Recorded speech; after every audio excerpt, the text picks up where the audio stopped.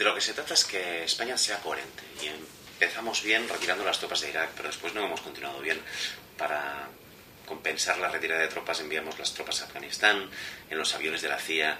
Hemos tenido una actitud, digamos que, bastante complaciente a veces con el gobierno norteamericano, y por tanto necesitamos una política coherente. España puede ser referente mundial en ética, en otra manera de entender el mundo. En segundo lugar, necesitamos políticas activas.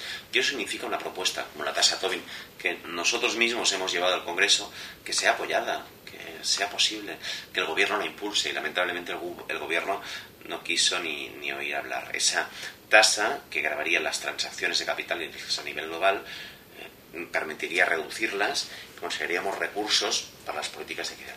Y en tercer lugar, lo que necesitamos ya no es solo el incremento hasta el 0,7. Nosotros hemos garantizado precisamente que esta legislatura se llegue al 0,5 con enmiendas nuestras. Necesitamos coherencia y por tanto no solo gastar más dinero en cooperación, sino que las políticas de generación de deuda con los créditos FAT y los créditos CESTE lo que no hagan es quitar por un lado lo que estamos dando por el otro. Se trata, por tanto, de que haya políticas coherentes, y eso es lo que vamos a exigir a nuestra política comercial y a nuestra política de generación de deuda, que no puede continuar multiplicándose.